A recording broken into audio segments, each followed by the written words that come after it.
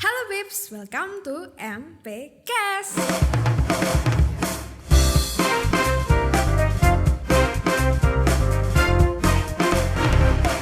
Halo semuanya, jadi sekarang ini aku lagi bareng sama Robert. Halo Bet. Halo.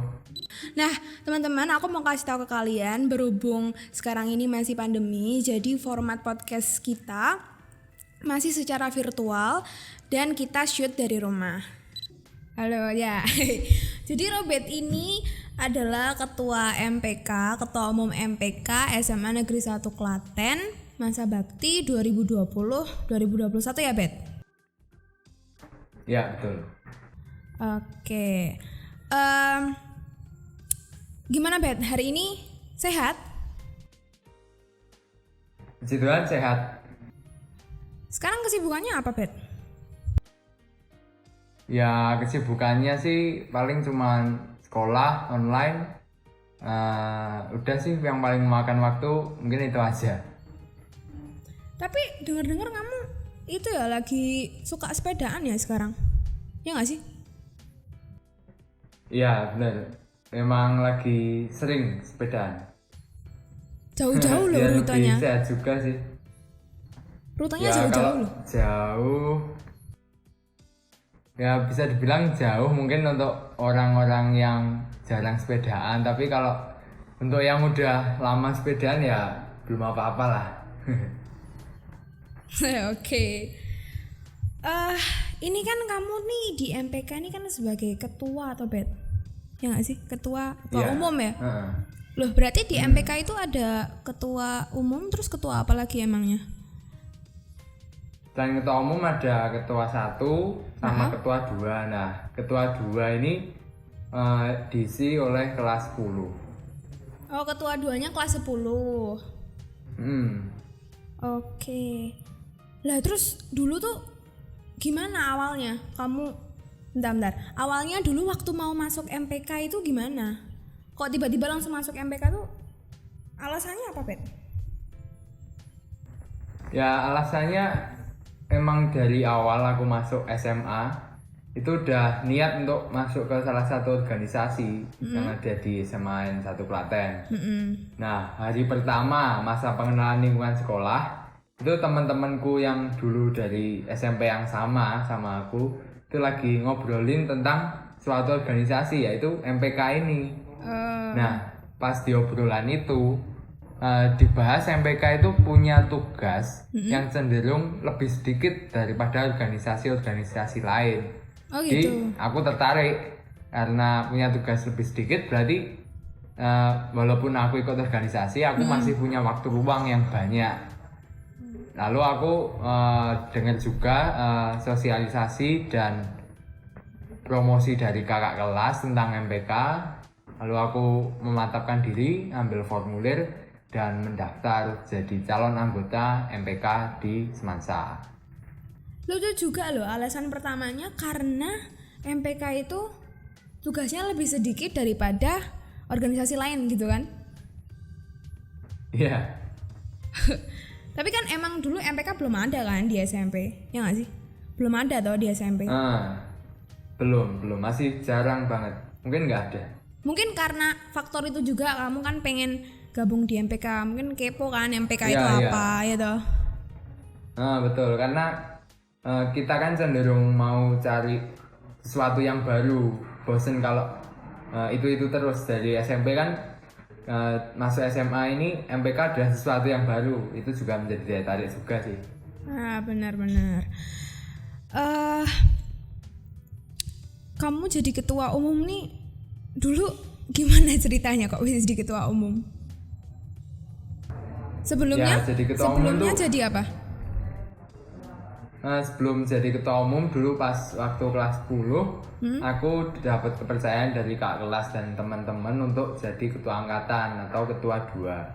Nah dari jadi ketua angkatan itu aku dapat banyak ilmu, dapat banyak pengalaman bagaimana caranya memimpin sebuah organisasi, bagaimana kita harus bersikap dan bagaimana kita harus memimpin suatu organisasi dengan benar. karena udah jadi ketua angkatan itu tadi, aku punya rasa tanggung jawab lah, karena sudah dapat pengalaman dan ilmu dari MPK dengan jadi ketua. Ngapa kok aku nggak daftar mencalonkan diri jadi ketua umum aja? Jadi aku udah dapat ilmu dari MPK, kenapa ya ilmu tadi nggak tak gunain untuk memimpin MPK ini? Jadi itu menjadi salah satu motivasi aku mencalonkan diri jadi ketua umum. Kayak gitu. Keren loh. Jadi apa yang kamu dapetin kamu kembalikan lagi gitu kan istilahnya ya? Iya, istilahnya gitu. Gimana rasanya jadi ketua umum MPK? Ya, rasanya pertama kali kepilih jadi ketua umum jelas senang dan bangga ya. Karena kak kelas, teman-teman, sama adik-adik kelas itu udah mempercayakan organisasi MPK ini untuk aku pimpin. Lalu di balik rasa bangga dan senang itu pasti ada rasa kurang percaya diri. Mungkin aku kurang pede karena sebelumnya kan memang aku memimpin jadi ketua angkatan, tapi memimpin suatu organisasi ketua umumnya itu membuat rasa kurang percaya diriku lah, karena kita mungkin dulu belum berpengalaman memimpin suatu organisasi yang sebesar ini, memimpin orang yang sebanyak ini.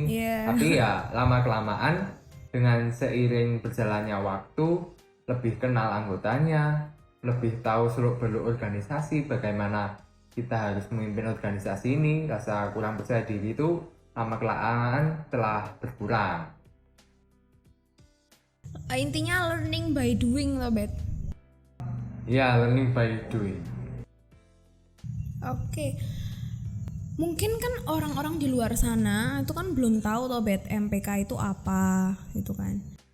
Mereka mungkin karena kan ya emang MPK itu kan adanya di SMA atau Bet. Di SMP Ya, belum jarang. dikenalin Di sama SMA pun, MPK kan. SMP jarang banget, di SMA pun nggak semua SMA ada. Nah, dan kemungkinan teman-teman kita yang satu SMA pun nggak ngerti jelasnya sebenarnya MPK itu apa gitu kan. Nah, kalau kamu nih sebagai ketua umum ya, aku mau tanya nih sama kamu, MPK itu sebenarnya apa sih, Bet, di mata kamu? MPK ya, menurut pandanganku, MPK sendiri itu kependekan dari Majelis Permusyawaratan Kelas. Nah, MPK ini adalah suatu organisasi yang bergerak di bidang legislatif yang ada di SMA Negeri 1 Klaten. Nah, MPK ini tugas utamanya itu adalah menyalurkan aspirasi dari siswa kepada pihak sekolah. Kita menjadi penyalur aspirasi dari siswa kepada pihak sekolah yang memiliki kewenangan mau memutuskan apa yang akan dilakukan terhadap aspirasi yang sudah disampaikan tadi. Seperti itu gambarannya tentang MPK. Berarti MPK itu kan organisasi besar ya di sekolah ya, di SMA, organisasi besar. Ya, bisa dibilang besar. Terus kan dia tuh kan bekerja atau bergerak di bidang legislatif kan, Bet? Betul, legislatif. Nah, kita tuh masih bingung nih. Maksudnya gimana sih? Bergerak di bidang legislatif itu gimana? Apakah ada tujuan-tujuan MPK yang bergerak di bidang legislatif itu? Jadi gini, legislatif yang dimaksud tuh sama kayak di sistem pemerintahan kita di Indonesia. Yang punya tugas utama menampung aspirasi dari warganya. Kalau dalam hal MPK adalah warga SMA Negeri 1 Klaten. Itu yang dimaksud legislatif. Jadi dalam lingkup sekolah SMA Negeri 1 Klaten tuh MPK bergerak dalam bidang yang legislatif, yang mempunyai tugas yang sudah tak sampaikan tadi. Jadi kalau boleh tahu tujuannya apa, Bet? Tujuan dibentuknya MPK ini loh. Tujuan dibentuknya MPK yang aku maknai ya, jadi sepemahamanku. Jadi MPK itu dibentuk untuk membentuk suatu lingkungan belajar siswa dan pihak sekolah yang baik dalam hal ekstrakurikuler. Jadi siswa dan pihak sekolah dapat menciptakan lingkungan belajar yang baik dalam hal ekstrakurikuler. Dan MPK membantu terwujudnya lingkungan belajar yang baik tersebut. Itu kira-kira contohnya gimana sih, Bet? Maksudnya lingkungan belajar yang baik dalam ekstrakurikuler itu gimana maksudnya? Ya, jadi lingkungan belajar di sekolah seperti yang kita tahu, itu ada lingkungan belajar misal kita dengan guru belajar mata pelajaran sesuai dengan kurikulum yang sudah ditetapkan. Ya. Ada juga lingkungan belajar yang bukan itu, yaitu ekstrakurikuler. Misalnya kita mengikuti suatu ekstra organisasi maupun komunitas. Kita kan juga belajar di ekstra organisasi maupun komunitas itu. Ya, betul. Jadi bisa kita sebut ini sebagai lingkungan belajar, tapi dalam hal ekstrakurikuler. Nah, lingkungan belajar ini harus dibentuk supaya bisa baik, agar setiap orang yang belajar dalam lingkungan ini bisa mengembangkan dirinya masing-masing. Nah, MPK berusaha untuk membantu mewujudkan lingkungan belajar ini menjadi lebih baik. Seperti itu. Oh, jadi MPK itu sebagai penghubung nggak sih? Penghubung antara pihak sekolah dan juga pihak EOK dalam mengembangkan potensi mereka masing-masing. Iya nggak? Ya, bisa dibilang kayak gitu. Terus dari tujuan yang udah kamu sampaikan tadi, realisasinya gimana? Apakah itu berjalan dengan lancar atau mungkin ada yang perlu dikembangkan lagi? Kamu bisa cerita tuh realisasinya gimana? Jadi realisasi dari tujuan yang ingin kita capai tadi, pastinya dalam mencapai tujuan itu ada suatu hambatan, suatu tantangan yang perlu kita hadapi. Tantangan dan hambatan ini harus kita hadapi untuk menuju proses pendewasaan organisasi MPK ini. Karena kalau kita tidak menghadapinya ya kita nggak akan berkembang, kan seperti itu. Lalu realisasinya, kan tadi sudah saya katakan kalau MPK ini membantu mewujudkan lingkungan belajar yang lebih baik untuk siswa dan pihak sekolah. Maksudnya membentuk lingkungan belajar yang lebih baik itu dengan cara apa? Nah, ini realisasinya. Yang pertama, kita menyampaikan aspirasi dari siswa kepada pihak sekolah. Nah, dengan tersampaikannya aspirasi ini kan komunikasi menjadi lebih baik. Siswa bisa menyampaikan keinginannya, sekolah dapat mendengarkan keinginan siswa, kan gitu. Terus? Nah, lingkungan belajar yang baik kan perlu adanya komunikasi, dan dengan tersampaikannya aspirasi dan terdengarnya aspirasi, lingkungan belajar yang baik ini bisa terwujud. Betul. Nah, lalu yang kedua, pihak sekolah itu bertanggung jawab terhadap setiap ekstra organisasi dan komunitas yang ada di Semansa. Bentuk tanggung jawabnya itu adalah dengan disahkannya proposal yang udah diajuin setiap ekstra organisasi komunitas bila ingin mengadakan suatu program kerja.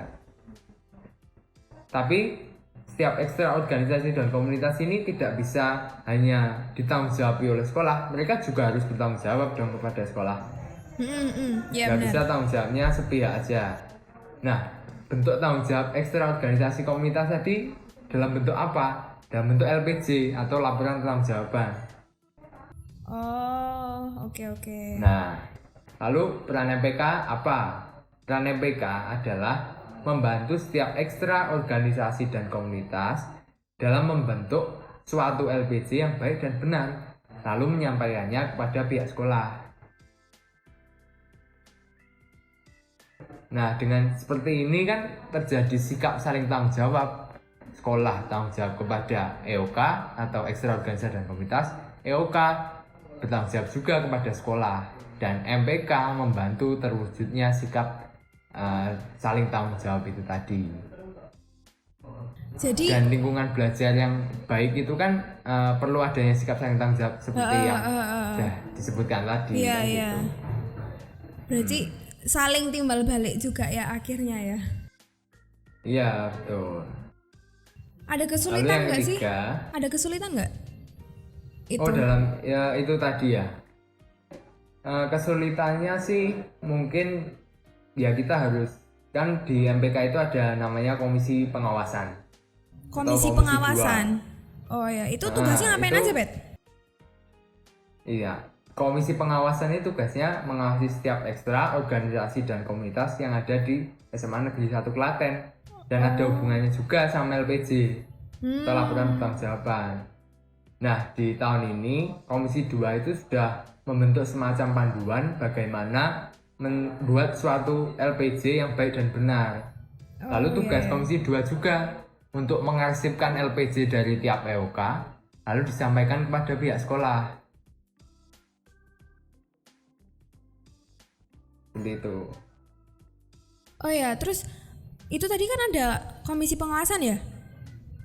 Komisi Ya, pengawasan. ada komisi pengawasan. Nah, mungkin orang-orang kan belum tahu MPK itu ada apa aja. Komisi pengawasan terus ada apa aja, Bet?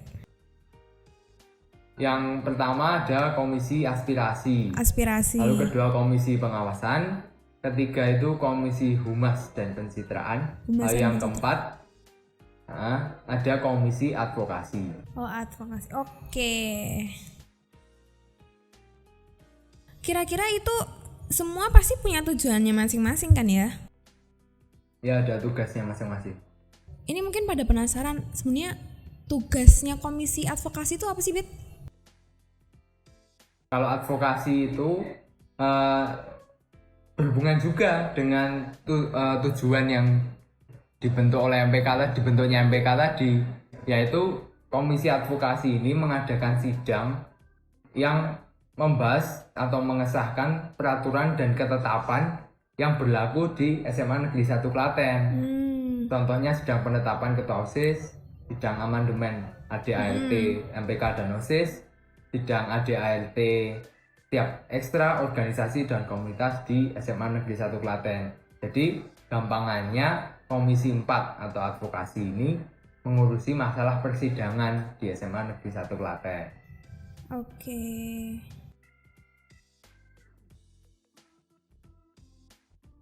Ya, ada nggak sih, Bet, contoh konkretnya itu tadi?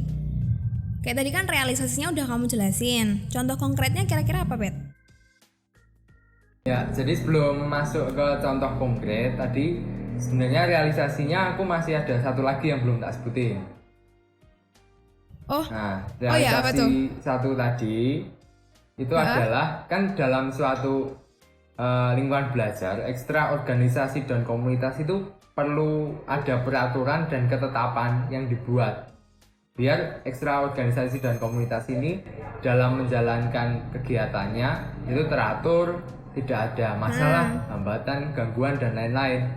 Nah, tanda berlakunya peraturan dan ketetapan ini adalah dengan disahkannya peraturan ini.